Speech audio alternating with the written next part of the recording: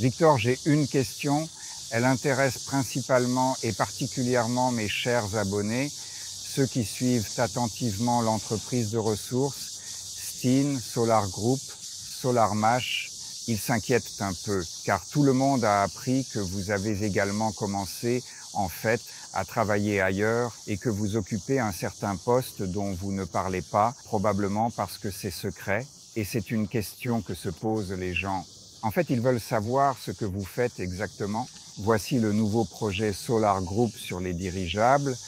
Est-il en quelque sorte lié à votre passage dans l'entreprise où vous travaillez actuellement? Non, ce n'est pas lié au dirigeable. Ce projet de dirigeable, comme je l'ai appris seulement récemment, il y a une semaine, j'ai aussi vu la conférence. Comme vous le savez, je suis déjà passé à un nouveau projet. Pour être plus précis, je ne suis pas passé à un nouveau projet, je me suis connecté à un nouveau projet, car ici, à AI, nous ne testons pas simplement cette voiture. La production de moteurs se poursuit ici, à l'ASP AI.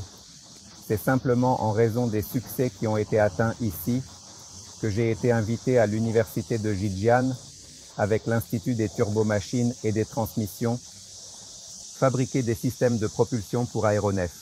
En collaboration avec l'académicien Tupolev, c'est un parent du célèbre Tupolev. Je ne peux pas en dire beaucoup sur le projet. Tout ce que je peux dire, c'est que je travaille là-bas. C'est tout. C'est-à-dire que les photos elles-mêmes, les prises de vue, sont impossibles, car le travail n'est pas tout à fait ouvert. En fait, il suffit que je travaille avec une personne qui est à la fois s'occupe de l'aérostation depuis sa naissance et de génération en génération. C'est donc une bonne chance pour la technologie. Ma tâche est précisément de développer des moteurs électriques pour ces aéronefs et ensuite de les tester. Quand ils seront lancés, nous en parlerons certainement. Pour l'instant, le travail se concentre aussi sur la préparation. Nous testons ces aéronefs de manière approfondie et minutieuse, nous-mêmes le design. Le travail est en cours en collaboration avec de nombreux domaines différents de designers, techniciens, batteries et de la gestion de projets, mais il s'agit de hybrides, c'est-à-dire que ce ne sont pas des appareils purement électriques, car tout ce qui existe actuellement pour les aéronefs électriques ne dépasse pas 40 à 45 minutes. Limitation de la batterie. Une grosse batterie rend l'appareil plus lourd, les moteurs sont plus lourds, les moteurs sont plus grands, la consommation augmente et tout forme un cycle fermé. Notre tâche maintenant est de créer un système de propulsion hybride. C'est un tout autre type de véhicules électriques modernes. L'avenir, comme nous le savons actuellement, la Chine travaille très intensément dans ce domaine.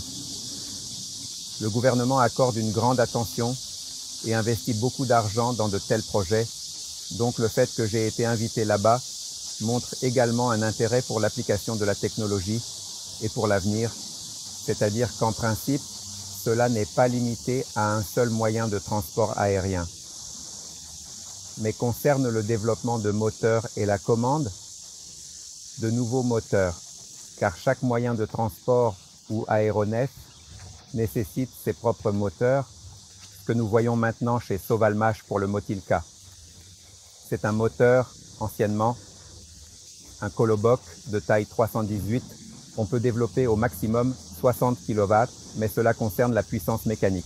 Ce que nous appliquons actuellement en Chine, c'est 60 kW de puissance consommée. La différence est grande.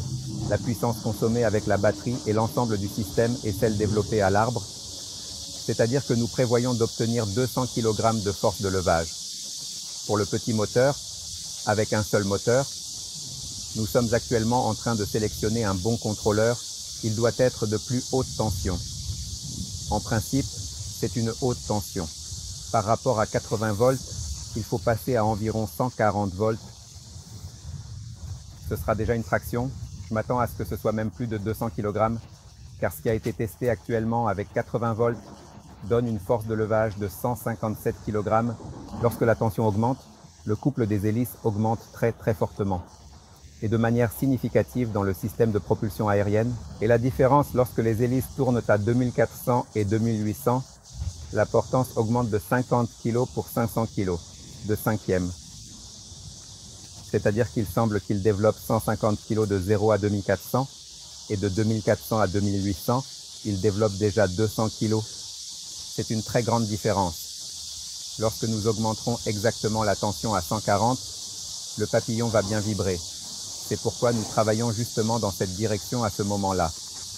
Mais le but du papillon, des moteurs qui sont actuellement utilisés sur le drone, est précisément d'attirer des clients pour commander des moteurs plus puissants, parce qu'actuellement, nous utilisons 8 moteurs, beaucoup. En réalité, nous voulons utiliser 4 moteurs pour l'aéronef, ce qui est essentiel, pour son fonctionnement optimal. C'est tout ce que je peux dire brièvement sur ce projet.